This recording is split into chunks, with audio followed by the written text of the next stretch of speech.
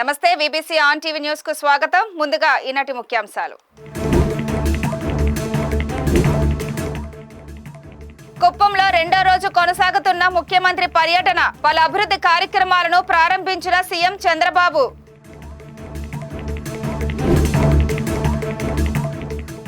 భారత పోల్ పోర్టల్ను ప్రారంభించిన కేంద్ర హోంమంత్రి అమిత్ షా.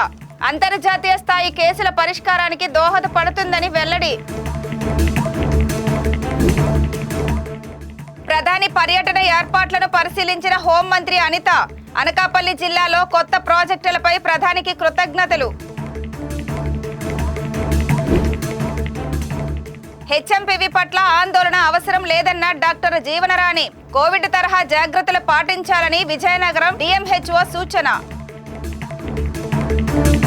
ముఖ్యమంత్రి చంద్రబాబు నాయుడు కుప్పం నియోజకవర్గంలో రెండో రోజు పర్యటించారు. ఇందులో భాగంగా కుప్పం R&B గెస్ట్ హౌస్ నుండి బయలుదేరి తెలుగుదేశం పార్టీ ఆఫీస్ కు చేరుకొని అక్కడ జననాయకుడు సెంటర్ ను ప్రారంభించి వినతులు స్వీకరించారు. మధ్యాహ్నం కంగుందిలో కీర్తిశేషులు శామన్న విగ్రహాన్ని ఆవిష్కరించారు. అనంతరం ముఖ్యమంత్రి వివిధ అభివృద్ధి కార్యక్రమాలకు సంబంధించిన శిలా ఫలకాలను ఆవిష్కరించారు. అలాగే వివిధ అభివృద్ధి కార్యక్రమాలకు శంకుస్థాపన చేశారు. కాగా ముఖ్యమంత్రి ఈ పర్యటనలో శాంతిపురం మండలం కడపల్లి వద్ద నిర్మిస్తున్న తన సొంత ఇల్లు నిర్మాణాన్ని పరిశీలించారు.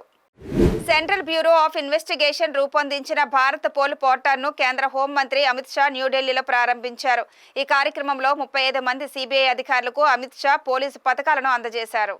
ఈ సందర్భంగా అమిత్ షా మాట్లాడుతూ అంతర్జాతీయ దర్యాప్తును భారత పోల్ కొత్త శకంలోకి తీసుకెళ్తుందని, అవసరమైన సమాచారాన్ని పొందటానికి ఇప్పుడు భారత దర్యాప్తు సంస్థలు ఇంటర్పోల్ తో కనెక్ట్ కాగలవని అన్నారు. సైబర్ నేరాలు, ఆర్థిక నేరాలు, వ్యవస్థీకృత నేరాలు, మాదక ద్రవ్యాల అక్రమ రవాణా, మానవ అక్రమ రవాణాతో సహా అంతర్జాతీయ నేరాల కేసులను పరిష్కరించడానికి భారత్ పోల్ పోర్టల్ దోహదపడుతుందని అమిత్ షా పేర్కొన్నారు.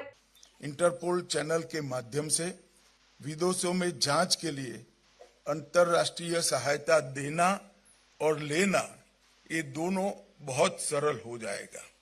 195 विदेशी देशों से सहायता के लिए जो अनुरोध है ये प्रसारण के माध्यम से हमारे पास तुरंत ही उपलब्ध हो जाएंगे और रिसोर्सेज के माध्यम से दस्तावेज और कैपेसिटी बिल्डिंग दोनों को हम जल्दी से प्राप्त करने और भेजने के लिए व्यवस्था खड़ी कर पाएंगे. ये पोर्टल बहुत डिटेल एक्सरसाइज कर बनाया गया है. मैं मानता हूं कि रियल टाइम इंटरफेस इसकी जो विशेषता है वो पोर्टल अपराध नियंत्रण के लिए हमारे एजेंसियों के लिए सीधा और प्रभावी संवाद सुनिश्चित करेगी.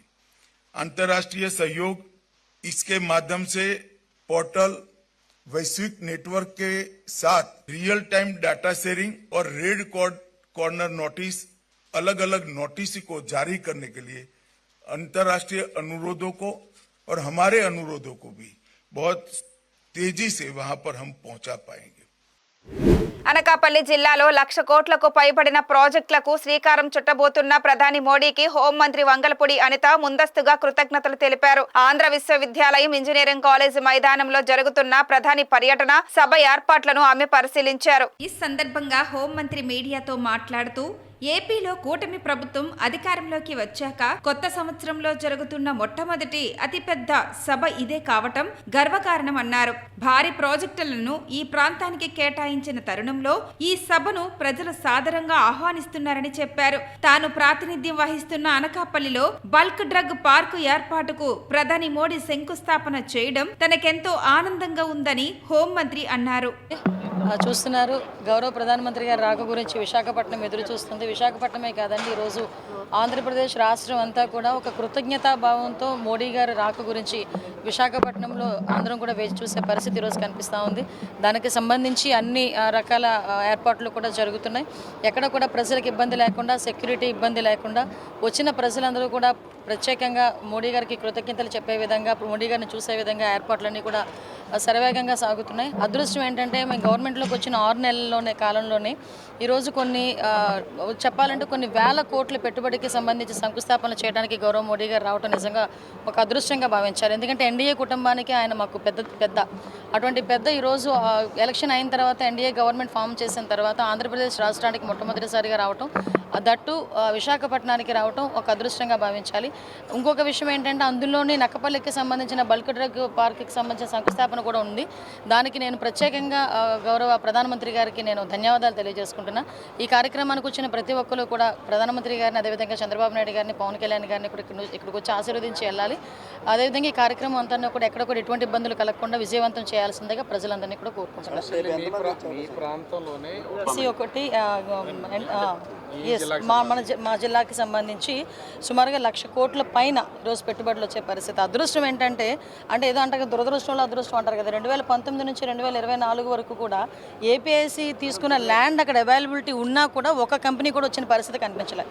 కానీ ఈరోజు మేము వచ్చిన 6 నెలల కాలంలోనే కేంద్ర ప్రభుత్వం దగ్గర నుంచి మేము సహాయ సహకారాలు తీసుకొని అక్కడ బల్క్ డ్రగ్ పార్క్ని మేము డెవలప్ చేసుకోవడం కానీ, అదేవిధంగా ఇప్పుడు ఎన్టీపీసీ అక్కడ పెట్టుకోవడం కానీ, ఇప్పుడు ఎల్మంచిలి కాన్స్టిట్యున్సీలో పెట్టుకోవడం కానీ, ఇవన్నీ చూస్తూ ఉంటే ఒక పాజిటివ్ సినారియో మనందరికీ కూడా కనిపిస్తూ ఉంది. ఎందుకంటే మన యువనేత లోకేష్ గారు కూడా యువగలం పాదయాత్రలో 20 లక్షల ఉద్యోగాలు ఇస్తామని చెప్పి ఆ రోజు హామీ ఇచ్చారు. ఈరోజు అదృష్టం ఏంటంటే మా ఒక్క జిల్లాలోనే దగ్గర 2 లక్షల నుంచి 3 లక్షల ఉద్యోగాలు ఇచ్చే పరిస్థితి ఈరోజు కనిపిస్తూ ఉంది. కాబట్టి మనందరం కూడా దీని అందరినీ కూడా మనం అందరూ ఆశీర్వదించాలి, మోడీ గారిని కూడా ఆశీర్వదించాలి. పర్యావరణ పరంగా కూడా ఎక్కడ కూడా ఎటువంటి ఇబ్బందులు లేకుండా చూసుకునే బాధ్యత కూడా మేము తీసుకుంటామండి. విషయం ఏంటంటే గవర్నమెంట్కి ఇబ్బంది రాకూడదు, ప్రజలకి ఇబ్బంది రాకూడదు, ఉపాధి అవకాశాలు కలగాలి. ఇదే మా మెయిన్ ఎజెండా. సెక్యూరిటీ అంతా కూడా చూశారు కదా, ఎంతమంది డిపార్ట్మెంట్ వాళ్ళు ఈరోజు ఇక్కడ ఉన్నారు. ఎక్కడ కూడా ప్రధానమంత్రి గారు వస్తున్నారంటే ఎక్కడ ఎటువంటి ఇబ్బంది కలగకుండా చూసుకునే బాధ్యత తీసుకుంటాం. అట్ ద సేమ్ టైం ఇప్పుడే మేము అనుకున్నాం రూట్స్ అన్ని ఎక్కడి వరకు వచ్చినాయి, ఏ కాన్స్టిట్యున్సీ వాళ్ళు ఇక్కడికి వస్తే ఎక్కడ పార్కింగ్ చేయాలి. అట్ ద సేమ్ టైం వాళ్ళు వచ్చేటప్పుడు కూడా వాళ్ళకి సెక్యూరిటీ పరంగా వాళ్ళకి చెకింగ్ చేసేటప్పుడు కూడా డిఫరెంట్ వేస్ కూడా మేము అవైలబుల్ ఉండేటట్టుగా చేసుకొని ఎక్కడ కూడా ఎవరికి ఇబ్బంది లేదు, అందరూ కూడా క్షేమంగా వస్తారు, లాభంగా ఇంటికి చూస్తారు కదా. అభిమానానికి కొలతంటూ ఉండదు నాకు తెలిసి. సో అదే అభిమానానికి కొలమానం ఉండదు. కాబట్టి ఎంతమంది వస్తారో మీరే చూస్తారు ఒకసారి. హెచ్ఎంపీవీ వ్యాధి పట్ల ఆందోళన చెందాల్సిన అవసరం లేదని విజయనగరం జిల్లా వైద్య ఆరోగ్య అధికారిని డాక్టర్ ఎస్ జీవనరాణి చెప్పారు. కోవిడ్ సమయంలో తీసుకున్న మాదిరిగానే తగిన జాగ్రత్తలను తీసుకోవాల్సి ఉంటుందని సూచించారు. ప్రపంచవ్యాప్తంగా విస్తరిస్తున్న హెచ్ఎంపీవీ వ్యాధి పట్ల అప్రమత్తంగా ఉండాలని, మాస్కులు ధరించడం సహా ఇతర ముందు జాగ్రత్త చర్యలను తీసుకోవాలని ప్రభుత్వం నుంచి ఆదేశాలు వచ్చాయని తెలిపారు. ఇది అంత ప్రమాదకరమైనది కాదని, ఆందోళన చెందవద్దని సూచించారు. ప్రికాషనరీ మెజర్స్ ఏం తీసుకోవాలి, ప్రివెంటివ్ మెజర్స్ ఏం తీసుకోవాలని ఈ నేపథ్యంలో అందరికీ కూడా మేము గైడ్ చేయడం జరిగింది. Medical and health from grass root level వాళ్ళందరూ కూడా ఫీల్డ్లో ఏ విధంగా యాక్ట్ చేయాలి, ఇవన్నీ కూడా రాకుండా పబ్లిక్ని మనం ఏ విధంగా కాపాడుకోవాలి అనే నేపథ్యంలో వాళ్ళందరికీ కూడా గైడ్ చేసాం, ఇన్స్ట్రక్షన్స్ ఇచ్చాం. ఈ విధంగా చేస్తూ మా మెడికల్ అండ్ హెల్త్ విజయనగరానికి సంబంధించిన ఈ వింగ్ని ముందుకి నడిపిస్తామని మీ అందరి సహాయ సహకారాలు కూడా మాకు కావాలని కోరుకుంటూ, నేను ఇంకొక మాట కూడా చెప్తున్నాను. కోవిడ్ అందరం కూడా ఫేస్ చేసాం. ఈ మధ్యకాలంలో హెచ్ఎంపీవీ అనేది కూడా ఎంటర్ అవుతోందని చెప్పేసి అలార్మింగ్ సిచ్యువేషన్ అనేది వచ్చింది. దాన్ని కూడా మనం కోవిడ్ని ఏ విధంగా ఎదుర్కొన్నామో ఆ విధంగా ఎదుర్కోవాల్సి వస్తుందో లేదో అనేది కూడా ఇప్పుడు దాకా క్లారిటీ లేదు. బట్ ప్రజలు మాత్రం ప్యానిక్ చేయకుండా కోవిడ్ అప్రోప్రియేట్ మెజర్స్తో మాత్రం మనం వెళ్తే దీన్ని సంపూర్తిగా మనం ఢీకొట్టచ్చు. డిసీజ్ బర్డన్ అనేది మన మీద ఎక్కువ అనేది రాదు. మరి ముఖ్యంగా చిన్నపిల్లలు, వృద్ధులు ఈ వైరస్కి ఎఫెక్ట్ అవుతున్నారని చెప్పేసి మాకు నోటీస్ వచ్చింది. స్టేట్ నుంచి కూడా అలార్మింగ్ సిచ్యువేషన్ అనేది మాకు అలర్ట్ చేస్తున్నారు.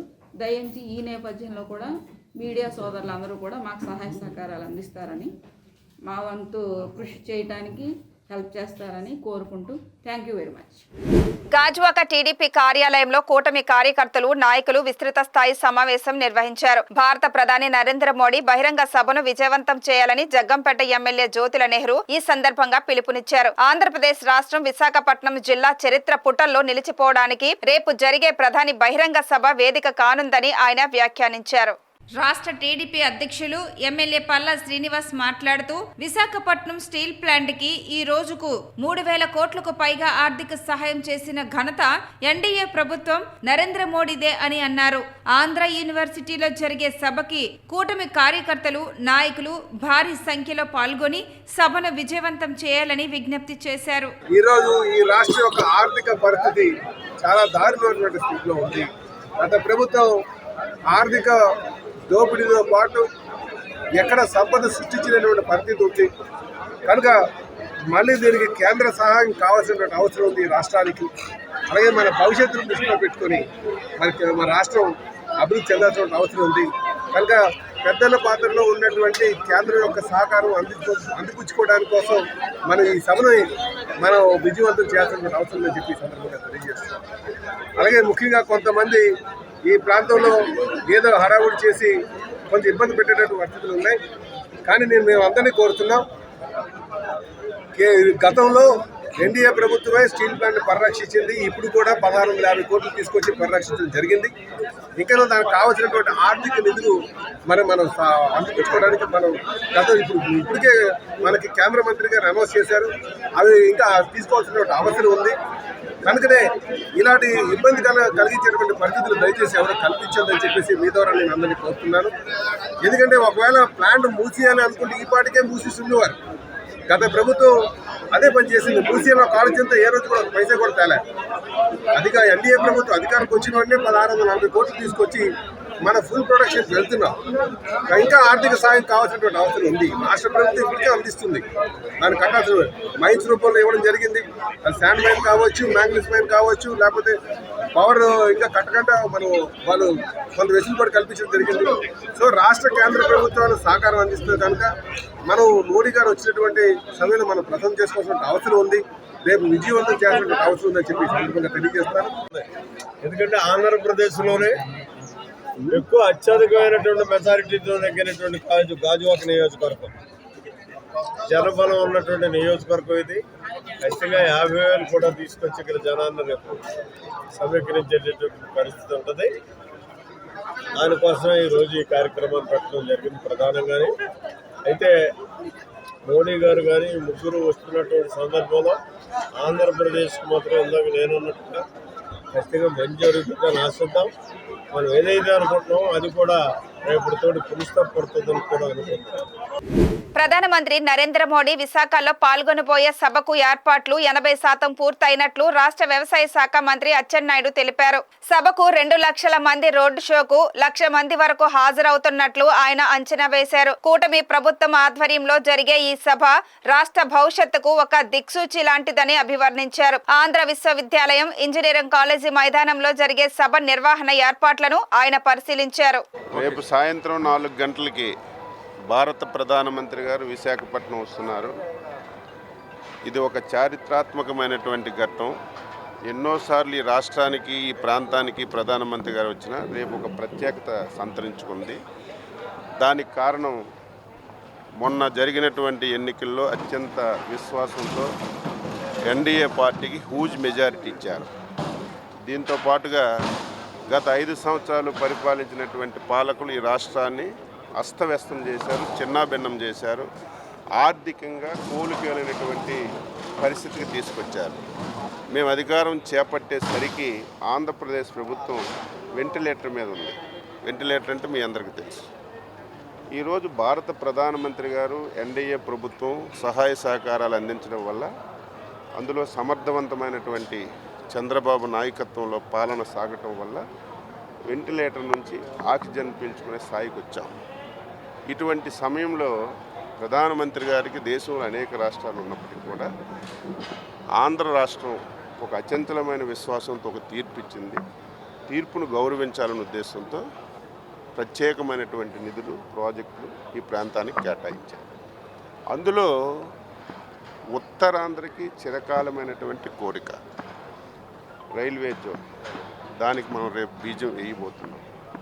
ఈరోజు విద్యుత్తు విపరీతంగా రేట్లు పెరిగిపోయి ప్రజలు చాలా ఇబ్బందులు పడుతున్నారు. గత 5 సంవత్సరాలు ఆ వ్యవస్థని పూర్తిగా నాశనం చేశారు. ఈరోజు హైడ్రో ఎనర్జీ వచ్చింది. అది కేంద్ర రాష్ట్ర ప్రభుత్వాలు కలిసి 60,000 కోట్ల రూపాయలతో ఎన్టీపీసీ ఒక ప్రాజెక్టు రేపు శంకుస్థాపన చేస్తారు. అది వచ్చిందంటే రేట్లు బాగా తగ్గడమే కాకుండా మనకి కరెంటు ప్రాబ్లం కూడా ఉండదు. ఈ 6 మాసాల్లో 5,000 కోట్ల రూపాయలతో నేషనల్ హైవేస్ కానీ బ్రిడ్జెస్ కానీ శాంక్షన్ చేశారు. దానికి శంకుస్థాపన చేస్తున్నారు. గత ఎన్డీఏ ప్రభుత్వ హయాంలో అనేక ప్రాజెక్టులు శాంక్షన్ చేసి పనులు పూర్తయి ప్రారంభోత్సవం కూడా కొన్ని చేస్తున్నాం. దీంతో పాటుగా రేపు ప్రధానమంత్రి గారి దృష్టిలో అనేక సమస్యలు తీసుకొచ్చి కేంద్ర రాష్ట్ర ప్రభుత్వాలు కలిసి ఈ రాష్ట్రాన్ని ముందుకు తీసుకెళ్ళడానికి అన్ని ప్రయత్నాలు చేయడానికి ఈ సభని వాడుకుంటున్నాం. రేపు సభకి దాదాపుగా 80% ఏర్పాట్లన్నీ పూర్తయ్యాయి. 1 కిలోమీటర్ రోడ్ షో ఉంటుంది. ఇక్కడ బహిరంగ సభ ఉంటుంది. దేశంలో ఇంతవరకు ప్రధానమంత్రి గారి సభలు ఎక్కడా జరగని విధంగా, ప్రధానమంత్రి గారి రోడ్ షో ఎక్కడా జరగని విధంగా 3 పార్టీలు కలిసి ఒక ప్లాన్ చేసుకొని బాగా చేయడానికి నిర్ణయం చేశాం. రేపు బాగా జరుగుతుంది. ప్రజలు కూడా స్వచ్ఛందంగా రావడానికి సిద్ధపడ్డారు. వచ్చిన ప్రజలకు కూడా ఎక్కడ ఇంత చిన్న ఇబ్బందులు లేకుండా అన్ని ఏర్పాట్లు చేశాం. పార్కింగ్ విషయంలో కానీ వాళ్ళకి వీలైనంత దగ్గరికి తీసుకొచ్చి సభకి తీసుకొచ్చే విధంగా ఏర్పాట్లన్నీ చేశాం. సాయంత్రానికి ఫుల్ ఫ్లెడ్జ్డ్గా ఏర్పాట్లన్నీ పూర్తవుతాయి. మాజీ మంత్రి పేర్ని నానికి చెందిన గోడౌన్లో రేషన్ బియ్యం మాయం కేసు ముందుకు సాగుతోంది. రిమాండ్లో ఉన్న నిందితులను న్యాయమూర్తి అనుమతితో పోలీసులు తమ కస్టడీలోకి తీసుకున్నారు. మచిలీపట్నం సబ్ జైలు నుండి వైద్య పరీక్షల కోసం ప్రభుత్వ ఆసుపత్రికి తరలించి అనంతరం నిందితులు A2, A4, A5లను ప్రత్యేక పోలీసు వాహనంలో తాలూకా PS కు తరలించారు. కాగా ఈ కేసులో పేర్ని నాని సతీమణి జయసుధ A1 గాను, పేర్ని నాని A6 గాను ఉన్నారు. ఈ కేసులో A3గా ఉన్న సివిల్ సప్లైస్ అసిస్టెంట్ మేనేజర్ కోటిరెడ్డికి న్యాయస్థానం బెయిల్ మంజూరు చేసింది.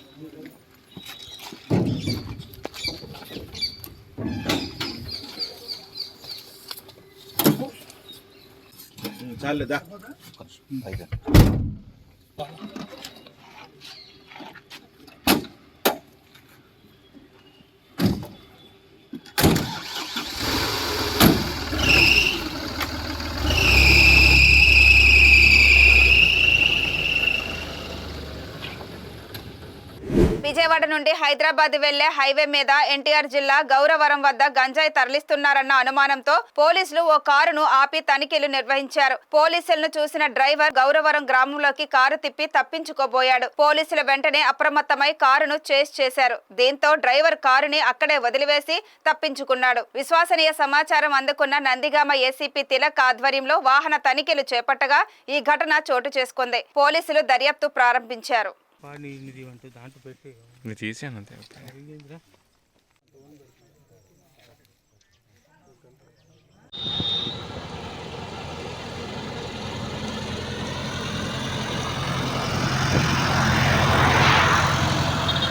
తిరుమల శ్రీవారి ఆలయంలో ఈ నెల 10వ తేదీన వైకుంఠ ఏకాదశి పర్వదినాన్ని పురస్కరించుకొని కోయిల్ ఆల్వార్ తిరుమంజనం శాస్త్రోక్తంగా నిర్వహించారు. ఈ కార్యక్రమంలో టీటీడీ చైర్మన్ బిఆర్ నాయుడు, ఈవో జె శ్యామలరావు పెద్ద సంఖ్యలో భక్తులు పాల్గొన్నారు.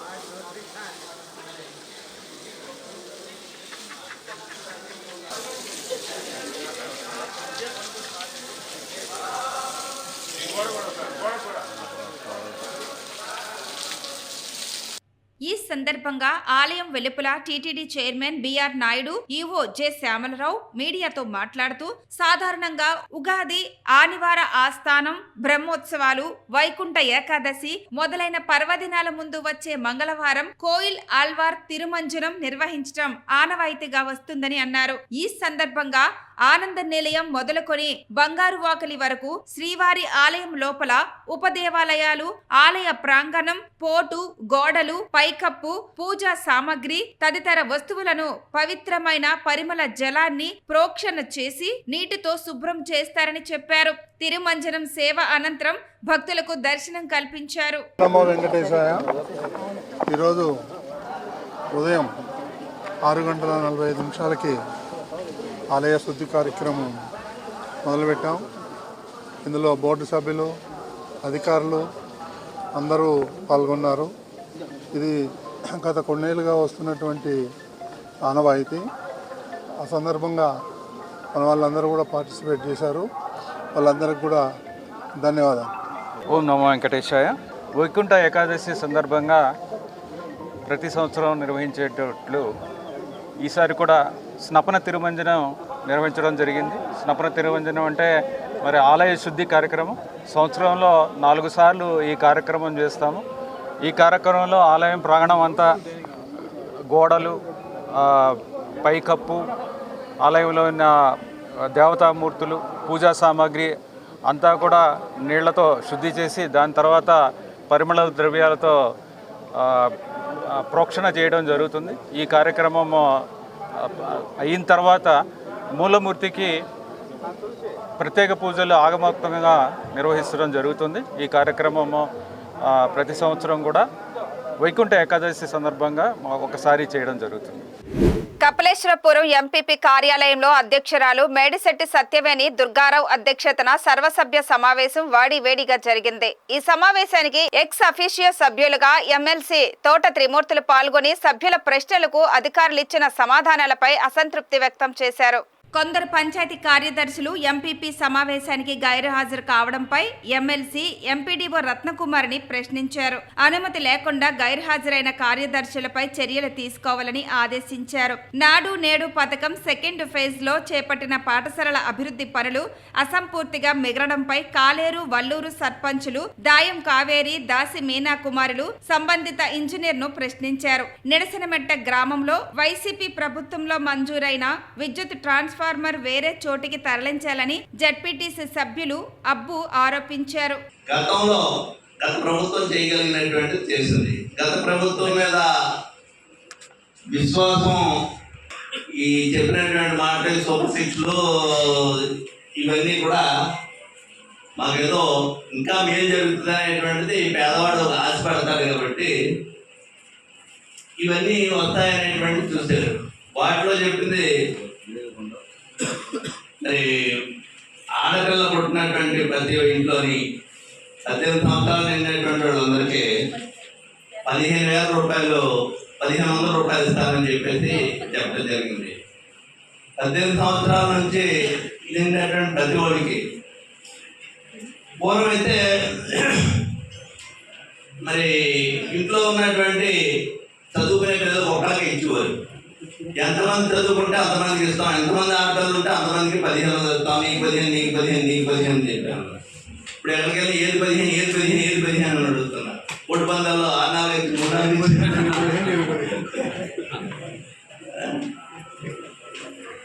ఆ విధంగా ఉంది. సరే, ఇది తర్వాత సంక్రాంతి వచ్చిందనేటప్పటికీ వీళ్ళందరికీ కూడా మార్కెట్ అంతా ఎంతో పండుగగా ఉండేటువంటి పరిస్థితి ఉంది. వాళ్ళందరి అకౌంట్లోని డబ్బులు పడి బాబు కార్పొరేషన్ నుంచి 15,000 రూపాయలు పడి, అదేవిధంగా ఎవరైతే స్కూల్కి వెళ్ళేటువంటి వాళ్ళందరికీ కూడా అప్పుడు విద్యాదేవన, ఇప్పుడు ఏం దేవన అదేనా, దాని పేరేమన్నా మార్చారా? తల్లికి వందనం అనే పేరుతోటి మార్చారు. సరే, ఏదైనా ఉంటే చదువుకునే వాళ్ళకి 15,000 రూపాయలు ఇస్తా ఉన్నారు. ఆ 15,000 ఒకళ్ళు కాదు, ఇంట్లో చదువుకునేటువంటి పిల్లలు ఎంతమంది ఉంటే అంతమందికి ఇస్తామనేటువంటిది చెప్పారు.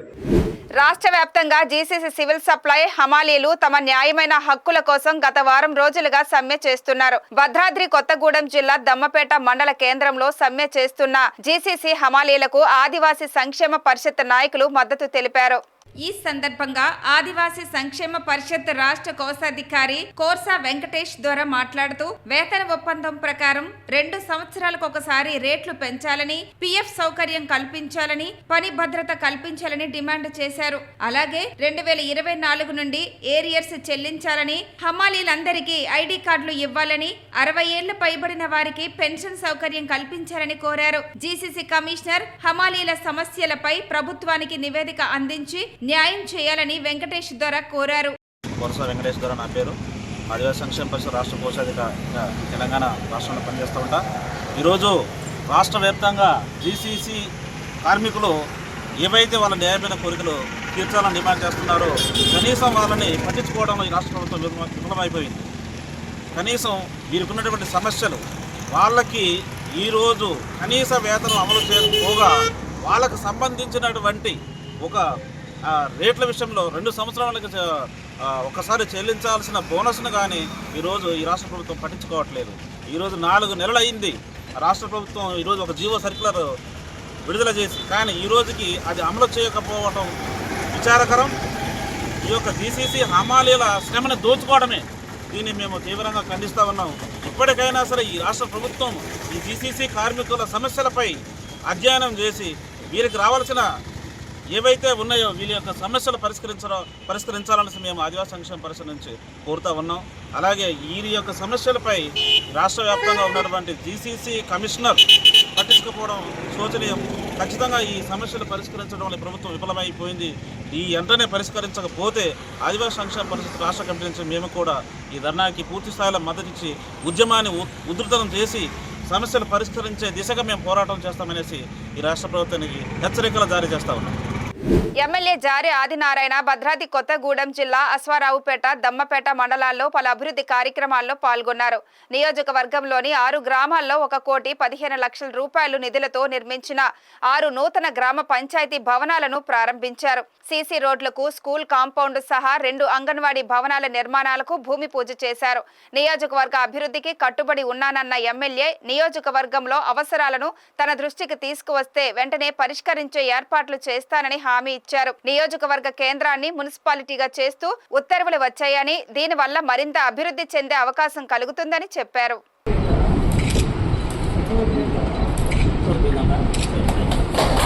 ఈ వార్తలు ఇంతటితో సమాప్తం. మరిన్ని విశేషాలతో మళ్ళీ కలుద్దాం. అందరికీ సెలవు. నమస్కారం.